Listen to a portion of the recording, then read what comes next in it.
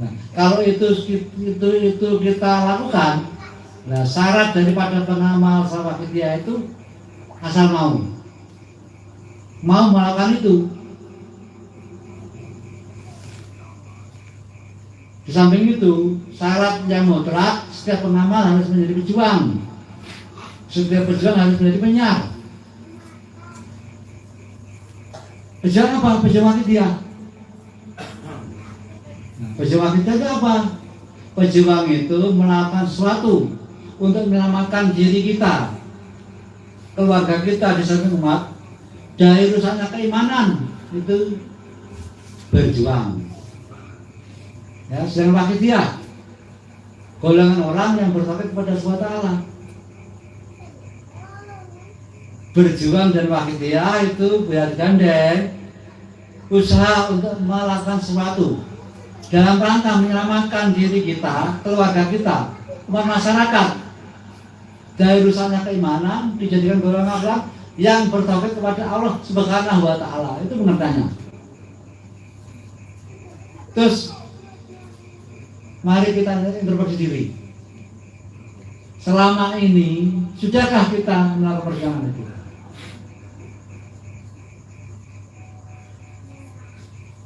Bagaimana perasaan kita?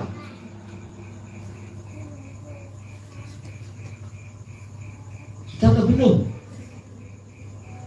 Kalau sudah, kenapa selama ini kurang lebih 3 tahun kok seperti ini saja? Perkembangannya itu lambat sekali. Tapi kalau belum, saya melihat sendiri teman-teman sudah mati-matian, khususnya bapak-bapak pengurus PS mati-matian dalam rangka membina, mendidik. Tapi kenapa hasilnya seperti ini? Yes, Itu karena kita tidak memahami bagaimana berjuang sebenarnya, bagaimana beribadah sebenarnya. Sebenarnya ibadah itu ada aturannya. Di dalam falak disebutkan daya tarik, tarik menarik, atau ekstern, atau apa ya? Nah istilahnya itu interaksi. Istilahnya tarik menarik. Misalkan contoh gini, sampai berusaha membangkitkan rasa cinta kepada Mbah Yai, gitu ya. Otomatis beliau itu akan memberikan cinta kepada kita. Nah itu attraction of love, ya, tarik menarik. Attraction of love artinya tarik menarik. Saya berusaha memperjuangkan dengan penuh, ya, masa sepenuh hati.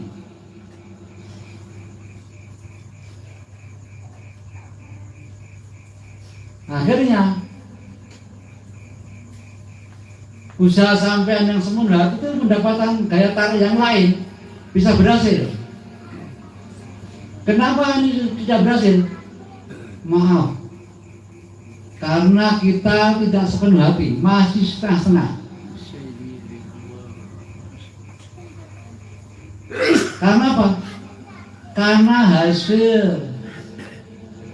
usaha ya tidak mengkhianati hasil. Kalau usaha kita sepenuh hati,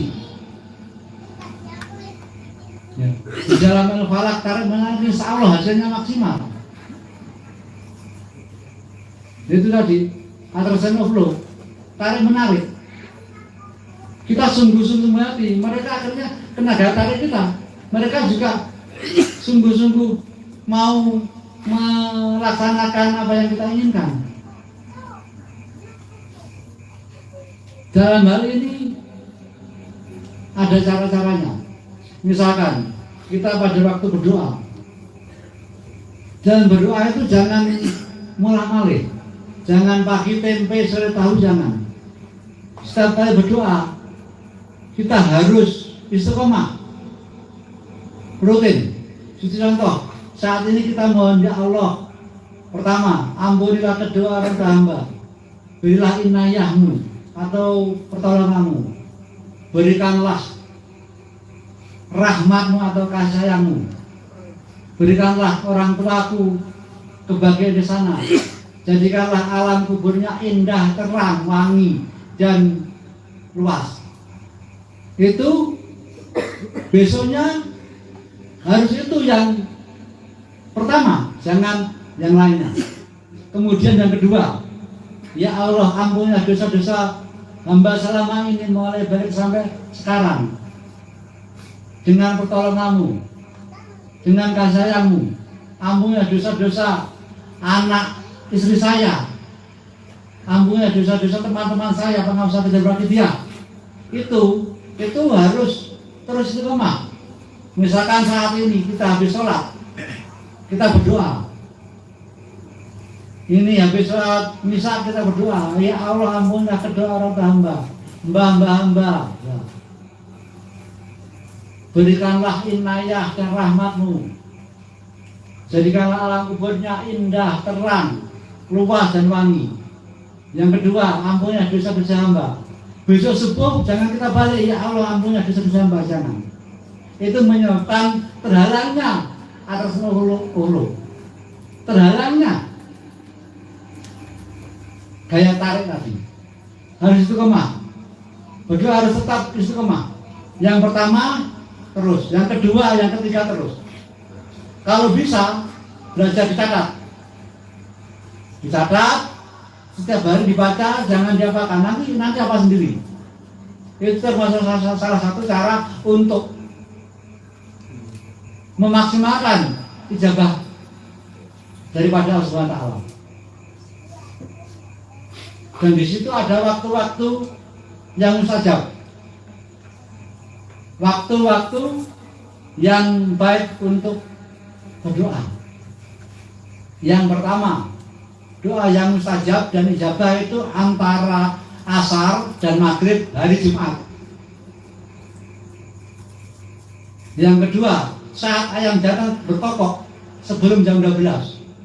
Misalkan jam 8 ada ayam jantan berkokok, langsung aja, ya Allah ampuni kedua orang tua, ya Allah ampuni saya. Memang waktunya itu cepat. Yang kedua itu cepat.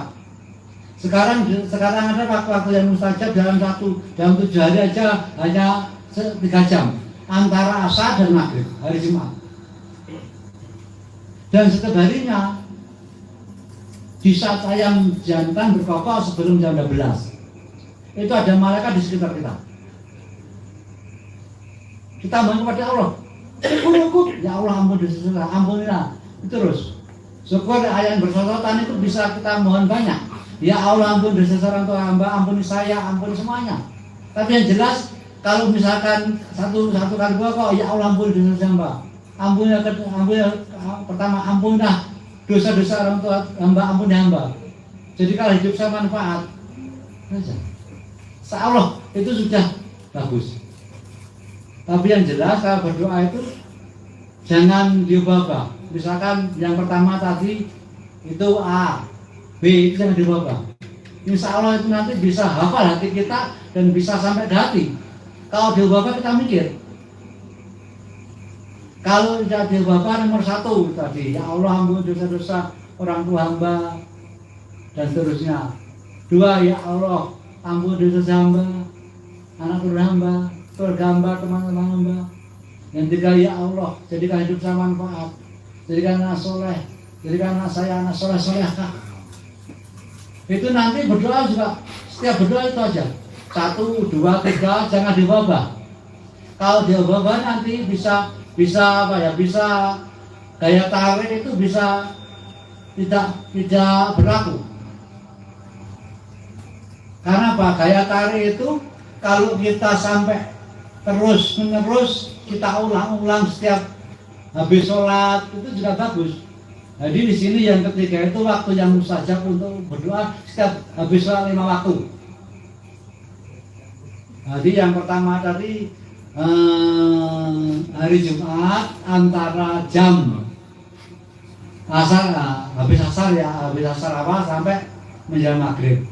Yang kedua di saat ayam jantan sebelum jam 12. Yang ketiga setiap sholat Yang keempat, sepertiga malam, di saat kita salat tahajud. Di situ. Intinya, di saat kita berdoa jangan diubah-ubah. Nanti justru mempengaruhi daya tarik. Attraction of flow, daya tarik antara yang kita inginkan dan yang memberikan. Dan di saat berdoa itu aja apa itu namanya itu golden moment. Artinya waktu mustajab itu tadi. Waktu mustajab itu ada 4. Pertama tadi asar, antara asar maghrib dari Jumat, di saat ada berkokok setelah 5 waktu, dan sepertiga malam setelah kita tahajud, kemudian setelah kita berdoa, kita berdoa witir itu. Daya tarik itu harus kita lakukan. Karena apa? Daya tarik itu sangat perlu untuk keberhasilan kita. Di saat sholat, nah sholat kita itu sebenarnya menghadiri panggilan Allah. Tidak kita menghadiri Allah enggak? Ada yang berpendapat sholat itu kita menghadiri Allah. Sebenarnya tidak. Sholat itu kita menghadiri panggilan Allah. Nah itu juga daya tarik. Kalau niat kita sholat menghadiri panggilan Allah dengan lillah Rasulullah, ya, dengan kita dasari di dalam jiwa Rasulullah, dan kita jiwai di dalam seluruh kehidupan billah. Pak insya Allah dalam kita menghadiri Allah, Allah akan hadir di dalam hati kita. Jadi kita yang menghadiri panggilan Allah. Kalau kita menghadiri panggilan Allah, sama-sama ada di hadapan kita. Kalau kita mengacu ke apa ya, resisten daya tarik tadi, Pak insya Allah kita akan bisa maksimal dalam hal apa saja, khusus dalam hal mohon apa yang kita inginkan. Itu yang pertama.